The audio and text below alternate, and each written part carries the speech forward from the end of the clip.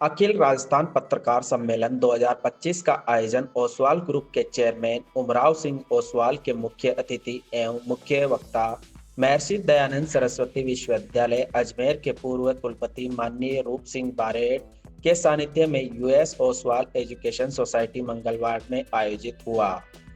Professor बारेट ने कहा कि ग्रामीण अंचल में उच्च शिक्षा के विकास के लिए वांछित संस्थान एवं वित्तीय सहयोग की महती आवश्यकता है। शिक्षा ही देश का विकास होगा तथा व्यक्ति विकास में सहयोग मिलेगा। उमराव सिंह ओसवाल ने कहा कि शिक्षा के विकास के लिए जो भी समाज सेवी संस्थाएं अग्रणी है उसे सरकार की ओर से पूर्ण सहयोग मिलना चाहिए। नए पाठ्यक्रम खोलने में अनावश्यक अवरोध उत्पन्न नहीं होना चाहिए। इस हेतु रीति नीति एवं परिवर्तन की आवश्यकता है। आज देश प्रगति की राह पर अग्रणी है, उसी प्रकार शिक्षा के क्षेत्र में सकारात्मक सोच के साथ आगे बढ़ना होगा। उन्होंने इस देश के युवा पीढ़ी के उज्जवल भविष्य की कामना करते हुए उन्हें उचित दिशा बोध देने की आवश्यकता पर बल दिया जाए। कार्यक्रम में पीजी कॉलेज की प्राचार्य डॉक्टर खुशबू सिंगल, फार्मेसी कॉलेज की प्राचार्य डॉक्टर अलका अग्रवाल एवं स्कूल के प्राचार्य विनय शर्मा उपस्थित थे। लगभग 40 समाचार पत्र एवं मीडिया कर्मियों ने सम्मेलन में भाग लिया। संस्था के जनरल प्रोफेसर एमएल मांडोत ने बताया कि संस्था में राजस्थान सरकार से मान्यता प्राप्त फार्मेसी एवं पीजी कॉलेज चलते हैं और एक सीबीएसई सत्ता प्राप्त स्कूल चल रहा है। फार्मेसी कॉलेज में एम फार्मा, बी फार्मा और डी फार्मा कराया जाता है तथा पीजी कॉलेज में साइंस, आर्ट्स एंड कॉमर्स के सभी कोर्सेज कराए जाते हैं, जैसे कि MBA, MCA, PGDCA, MSc, BCA, M com, B com, MA, BA, BBA, BCA, BLB तथा विद्यार्थियों के सर्वांगीण विकास के लिए संस्था कैंपस में सभी खेलकूद की सुविधाएं उपलब्ध है। संस्था में हॉस्टल उपलब्ध है जिसमें लड़कों के लिए अलग भवन एवं लड़कियों के लिए अलग भवन स्थित है। प्रगति के थे, आपको बताना चाहूंगा कि जब 11th क्लास में थे आप और मैथमेटिक्स में आपको 99 मार्क्स मिले तो सीधे अध्यापक के पास पहुंच गए और बोले कि मेरे 1 नंबर कहाँ कटा। तो अध्यापक ने कहा कि 99 नंबर तो आ गए, बोले वो ठीक है लेकिन मैं जानना चाहूंगा कि 1 नंबर कहाँ कटा। बात प्रधानाध्यापक तक पहुंची। प्रधानाध्यापक ने भी यही कहा कि अरे 99 आ गया और क्या चाहते हो। बोले नहीं सर वो बात ठीक है लेकिन मेरा 1 नंबर कहाँ कटा। अल्टीमेटली उन्होंने 100 में से 100 अंक प्राप्त किए, जब जाके संतुष्ट हुए। वही बात आप हमारी संस्थाओं में भी लागू करना चाहते हैं कि विद्यार्थियों की प्रतिभा को 100% उभारा जाए। इस बात का प्रयत्न किया जाए कि अंतरराष्ट्रीय जगत में हमारे विद्यार्थी ठीक से खड़े। आप यहाँ से बंबई पधारे बड़ी कठिन परिस्थितियों में, और उस जमाने में राजस्थान का विद्यार्थी जिसको अंग्रेजी ठीक से नहीं आती हो, वहां से आपने सीए की परीक्षा पास की और सीए की परीक्षा पास करने के बाद में आप मिडिल लाइन में आए और आपको जान के प्रसन्नता होगी कि आज आप मुंबई जैसी महानगरी में मीरा रोड, भयंदर, नाला सोपारा, पालघर। आज के हमारे प्रमुख वक्ता सम्मानीय डॉक्टर रूप सिंह जी, प्रोफेसर मांडोत साहब, हमारे सभी इंस्टीट्यूट के प्रिंसिपल्स, पधारे हुए सभी अतिथियों का हार्दिक स्वागत है, अभिनंदन। बंधुओं, मैं तो ये पास मंगलवार गांव का रहने वाला हूँ और मन में एक लालसा थी कि कहीं कहीं हमारे एरिया में भी एजुकेशन के लिए कुछ किया जाए ताकि हमारे विद्यार्थी जो है, बच्चे जो है यहाँ पर पढ़ सकें। हमने बहुत प्रयास किया। लगभग 5 साल तक मैं इस एरिया में ज़मीन ढूंढता रहा, लेकिन कहीं भी एक साथ ज़मीन मिलने की उपलब्धि नहीं हुई। अचानक ये ज़मीन हमारा ऑफर आई और हमने 5 मिनट में इसको सोचा और सहयोग से बाकी ज़मीन मिलती गई। लगभग 100 बीघे और अधिक ज़मीन हो गई यहाँ, और हमारा एक सपना था जैसा कैसे कि इस एरिया में अच्छे से अच्छी एजुकेशन देने की कोशिश की जाए, और हमने की। इंफ्रास्ट्रक्चर जो हमारे हाथ में था उसको हमने पूरा प्रयास किया देने का। लेकिन मुझे बड़ा दुख होता है कहते हुए, बहुत ज़्यादा कह सकते हैं तकलीफ होती है कि हमारे गवर्नमेंट्स के जितने नॉर्म्स हैं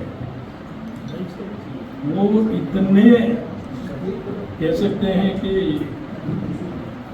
क्या वर्ड यूज नहीं किया जा सकता उसके लिए, कि इस तरह के हैं कि जिसके लिए आदमी जिसको प्रॉपर काम करना हो वो दौड़ते रहे और वो हर जगह पे हर टेबल पे रिश्वत दिए बगैर वो काम आगे नहीं बढ़ सकते। जमीन लेने के बाद जैसे एनए कराने का प्रोसीजर आया उसके लिए भी पैसा चाहिए, उसके बाद प्लान पास कराने के लिए गए उसके लिए भी पैसा चाहिए, उसके बाद परमिशंस ऑफ द इंस्टीट्यूशंस अलग अलग जो लेनी है उसके लिए भी पैसा चाहिए, और उसके बाद सबसे बड़ा और पता नहीं कैसे डॉक्टर साहब जो लॉ बना रखा है कि जैसे अगर आपको, मैंने एक पॉलिटेक्निक कॉलेज की परमिशन ली, होटल मैनेजमेंट की परमिशन ली, उसका नियम क्या है आप सुन के आश्चर्य करेंगे कि first when you are applying आपको वो इंफ्रास्ट्रक्चर आपका होना चाहिए, उसके बाद आपके पास वो टेक्निकल्स और टेक्निक्स प्रोफेसर्स होने चाहिए। क्लास चालू नहीं हुई पर उसके पहले आपके लिए प्रोफेसर होने चाहिए और वो भी एक्सपीरियंस्ड होने चाहिए। मैं आज तक वो क्वेश्चन का जवाब नहीं पाया कि उन सब प्रोफेसर को मैं अपॉइंट करूंगा जितने इंटेलिजेंट प्रोफेसर होंगे उनको, वो यहाँ क्या करेंगे बैठे बैठे, एक साल तक आप परमिशन नहीं दे रहे हो और उसके बाद वो यहाँ बैठ करके क्या करेंगे। विचित्र कानून है। अब उनको आप जो हमारे लाइसेंस ऑफिसर होता है सर पेपर पे दिखा दो कि आपने अपॉइंट किया और उनको डमी सैलरी दो। आवर कॉन्शियस डजंट अलाउ कि we should do it the wrong. और इस तरह की कई परेशानी हमें आई। एक आश्चर्यजनक बात बताऊं, हमारा 5 साल पहले एक इरादा था, सर ध्यान से सुनना आप सभी लोग, ये इरादा था कि यार एक रूरल एरिया और एक एग्रीकल्चर कॉलेज बनाया जाए। हमने बहुत सर्वे किया, हमारे उदयपुर के अलावा कहीं है नहीं। उसके लिए पहला क्वेश्चन आएगा आपके पास ज़मीन होना चाहिए और विद इन लिमिट होना चाहिए। हमारी थोड़ी दूर है फार्म हाउस, हमने और ज़मीन खरीद ली यार, चलो ज़मीन खरीद लेते, नज़दीक रहेंगे। ज़मीन खरीदनी इन्वेस्टमेंट हो गया वो करोड़ सौ रुपये। उसके बाद 5 साल हो गया, आज तक काउंटर नहीं हुआ। मैं जब भी आता हूँ प्रोफेसर हल्का से बात करता हूँ, भाई क्या हुआ आगे, वो बोलते हैं सर पोर्टल ही नहीं खुला, हम क्या कर सकते। हमें आयुर्वेदिक हॉस्पिटल लाना है इस एरिया के हिसाब से और कुछ नई चीज़ बनाना चाहिए। हमने बिल्डिंग बना दी और उसके बाद जब कोशिश की तो बोले आप डॉक्टर्स को अपॉइंट करो, इतने मरीजों का इलाज करो, उसके बाद लाइसेंस मिले। क्या पद्धति है आपके पास, आप लाइसेंस नहीं है आप डॉक्टर रख सकते, कैसे रख सकते? और लाइसेंस लेने के लिए आपको पहले इतने लोगों का ट्रीटमेंट करना। इस तरह की परेशानियां हैं। पत्रकार बंधुओं से मैं ये कहना चाहता हूँ, सरकार को आगाह करें कि भाई आपके डिपार्टमेंट्स को सुधारें। हम लोग जैसे कई लोग हैं और 50 साथी पैदा किए जा सकते हैं, उन्हें खड़ा किया जा सकता है जो रूरल एरिया में अच्छी एजुकेशन देने की लालसा रखते हैं, जिनका लेस मात्र भी ये इरादा नहीं है कि हम कमाई। आप सुनकर के आश्चर्य होंगे कि यहाँ पर हमारा जितना इन्वेस्टमेंट हुआ है उस प्रमाण में आज 8वां साल है, तब भी ब्रेक इवन नहीं है। करोड़ सौ रुपीज़ एवरी ईयर हमें बॉम्बे से भेजना पड़ता है, लेकिन फिर भी दिमाग में ये रहता है कि यार हमारे एरिया में हम कुछ न कुछ कर पाए। आने वाले समय में मैं अभी आने वाले समय की बात बताना चाह रहा हूँ कि हम लोग यहाँ पर एक इंस्टीट्यूशन और ला रहे हैं जो बिल्कुल अलग तरह की एजुकेशन रहेगी। It's not an professional education, जिसमें सारे स्टाफ फॉरेनर्स रहेंगे, सारे फॉरेनर रहेंगे, प्रोफेसर वगैरह सारे, और वो हम प्राइमरी एजुकेशन देंगे। उस एजुकेशन के बाद हमारे बच्चे इंडिया से बाहर पढ़ने जाएंगे और उनके बच्चे यहाँ पर आएंगे पढ़ने, क्योंकि वो कुछ इंडियन कल्चर्स को, अपनी संस्कृत को और इस तरह की भाषा सीखने की बहुत इंटरेस्टेड होते हैं। वो कार्यक्रम हम अगले साल से लागू करने जा रहे हैं। उसके लिए इंफ्रास्ट्रक्चर हमारा रेडी हो गया। 300 बेड का एयर कंडीशन हॉस्टल हमने निर्माण कर लिया है। 1.25 लाख फीट की हमने बिल्डिंग खड़ी कर ली है और इसके बाद किस तरह का एक एजुकेशन सेंटर और आने वाला है। आज की तारीख में मैं मेरे मुंह से कुछ कहूँ वो ठीक नहीं, लेकिन उदयपुर चित्तौड़ जिले में रहने वाले अक्सर सुनते होंगे यूएस ओस्वाल एजुकेशन के बारे में कि किस ग्रेड की हम एजुकेशन दे रहे हैं। आपकी ये जो सुन के आश्चर्य करेंगे कि बीएससी बीकॉम बीए में बच्चा पढ़ता है उसकी फीस से 12,000 12,000 रुपीज़ ईयरली फीस। और where is the professors salaries are more than 30,000 40,000 per month. और गवर्नमेंट के कानून है। अब मैं जब उनके सर्वे रिपोर्ट मांगता हूँ तो मालूम पड़ता है कि सर हर 20 किलोमीटर पे एक एक कॉलेज खुल गया। मैंने कहा यार उनके पास इंफ्रास्ट्रक्चर है, बिल्डिंग है, क्या है? बोले सर 2 कमरे का एक वो बना रखा है, 3 कमरे का बना रखा है और उन्होंने ये स्कूल चालू कर दिया और फीस 2,000 रुपये मिल लेते हैं, एडमिशन देते हैं, बच्चे आए नहीं आए अलग। अभी डी फार्मा की बात बताऊँ, हमारे यहाँ 2 कॉलेज है। डी फार्मा में जो अब टेक्निकल इंस्टीट्यूट है जिसका लाइसेंस डिग्री लेने के बाद मतलब मेडिकल कॉलेज को मेडिकल स्टोर्स बोलते हैं। इम्पोर्टेंट बात है नहीं कि वो गलत दवा दे देकर तो क्या होगा। उस तरह के स्कूल्स कॉलेजेस आसपास कई खुल गए। आसपास का मतलब राजस्थान में 300 खुल गए, 300। अब उसमें इंस्टीट्यूट क्या करता है, कहीं भी जगह भाड़े पे ले ली, थोड़ी बहुत ले ली, वो 20-20 हज़ार रुपया फीस ले रहे हैं और बच्चा आता ही नहीं, अटेंडेंस लगा तो डिग्री मिल गई। अब जो रियल पढ़ाई करवाना चाहते हैं, जो इंफ्रास्ट्रक्चर लेके बैठे हैं, जो लेबोरेटरीज लेकर के बैठे हैं, उनकी क्या हालत होती है सोचो आप। बिकॉज बच्चे को जब तक आप ट्रेनिंग नहीं दोगे, प्रॉपर पढ़ाई नहीं कराओगे तो क्या सीख पाएगा, और नहीं सीख पाएगा तो क्या दुकान लगा पाएगा, फिर डिग्री का महत्व क्या। तो एजुकेशन से धीरे धीरे अगर यही कानून रहा तो इन गर्थ में चला। सुन करके आप आश्चर्य होंगे, हमारे यहाँ MBBS की डिग्री की IES की government fees 1 crore official fees. Unofficial कितनी वो आप लोग जानते हैं।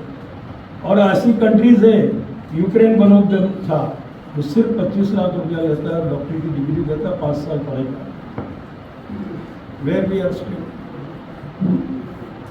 आवश्यकता है कि हमारी इस तरह की सारी पॉलिसीज़ को हमें गवर्नमेंट को चेंज करना चाहिए।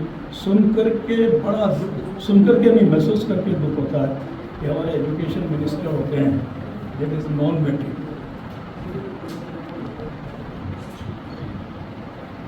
अभी इससे आगे कुछ कहने की जरूरत है नहीं। समझ लीजिए उस देश का कितना भला एजुकेशन हो सकेगा, वो एक सोचना। मैं एक बार एक परमिशन के लिए, होटल मैनेजमेंट की परमिशन के लिए इंडिया के एजुकेशन मिनिस्टर के पास गया था। वो बैठी थी, हम लोग बैठे थे, IAS अफसर जो उनके असिस्टेंट्स होंगे, लोग उसको 1 घंटा मेरे सामने खड़ा रखा, 1 घंटा। और वो मेरे से बात करने में बस बोले आपका काम कैसे चल रहा है, कैसे हो रहा है, कहाँ परमिशन होती है, ऐसी में क्या प्रॉब्लम आ रही है। वो बेचारा खड़ा 1 घंटा। Not matric is given in the punishment of 1 hour IAS अफसर। ये क्या पॉलिसी, किस तरह की पॉलिसी। हमारे स्कूल फर्स्ट स्टैंडर्ड के बच्चे को पढ़ाने के लिए हमारे ट्रेंड टीचर की जरूरत। कितने ट्रेंड, DM क्या बोलते हैं आपके यहाँ उसको, STC, हाँ DRT जो भी, और उससे ऊपर B.Ed।